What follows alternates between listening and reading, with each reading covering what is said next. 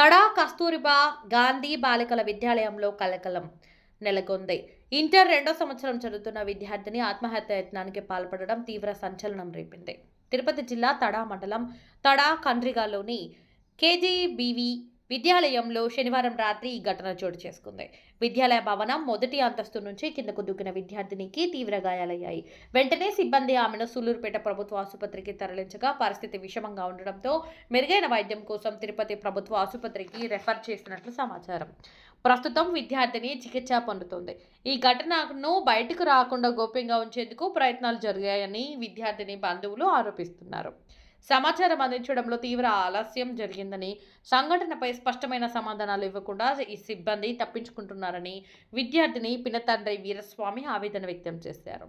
పాఠశాల ప్రాంగణంలో సరైన భద్రతా ఏర్పాట్లు లేకపోవడం, గేట్లు లేకపోవడం, హాజరు పట్టికలో వివరాలు స్పష్టంగా ఉన్నప్పటికీ సమాధానాలు ఇవ్వకపోవడం పలు అనుమానాలకు దారితీస్తుందని కుటుంబ సభ్యులు అంటున్నారు. ఈ ఘటనకు గల అసలు కారణాలు ఇంకా తెలియాల్సి ఉండగా పాఠశాల నిర్వహణ తీరుపై తీవ్ర విమర్శలు వెలువెత్తుతున్నాయి.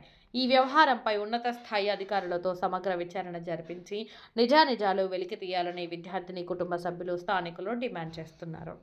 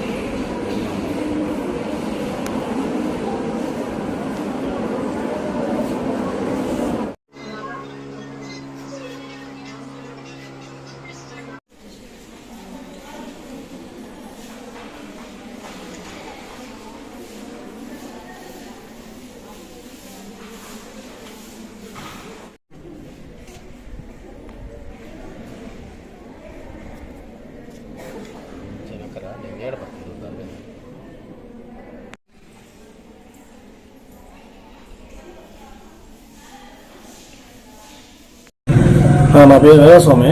ఇక్కడ గవర్నమెంట్ హై స్కూల్లో మా పాప చదువుతుంది. మా బ్రదర్ కూతురు అమ్మాయి నైట్ 11 గంటలకి ఇష్యూ జరిగిందని చెప్పి కాల్ చేశారు. కాల్ లిస్ట్ చూస్తే 10:40కి 11 గంటలకి ఆ టైంలో కాల్ చేస్తున్నారు. ఇక్కడికి వచ్చి ఎంక్వైరీ చేస్తావు అంటే సరిగ్గా రెస్పాండ్ అవ్వటం లేదు. నెక్స్ట్ ఏంటంటే చెప్పేదంతా ఫేక్. కాల్ చేశారు, ఎన్ని కాల్ చేశారంటే కాల్ లిస్ట్ ఎత్తుకెళ్ళి అప్పుడు నెంబర్ లేదు, మేము డ్యూటీ టీచరు తిరుపతిలో ఉంది, అందువల్ల కాల్ చేయడం లేట్ అయింది అంటే సాకులు చెప్తా ఉన్నారు. ఒకవేళ అటెండెన్స్ ఫైల్లో అమ్మాయి ప్రతి స్టూడెంట్ యొక్క నెంబర్ అనేది అటెండెన్స్ ఫైల్లో ఉంటుంది. వాళ్ళు ఖచ్చితంగా మాకు ఇన్ఫార్మ్ చేయలేదు. గవర్నమెంట్ హాస్పిటల్కి వెళ్ళిపోయి ట్రీట్మెంట్ చేసిన తర్వాత ఫర్దర్ అనేది మాకు కమ్యూనికేషన్స్ పాస్ చేశారు. అది చాలా దగ్గరగా 1 అవర్ అనేది డిలే అయిపోయింది. మాకైతే ఇక్కడ మేనేజ్మెంట్ అనేది కరెక్ట్గా లేదు. అదేవిధంగా ఇక్కడ వాతావరణం కూడా సరిగ్గా లేదు, గేట్లు లేవు.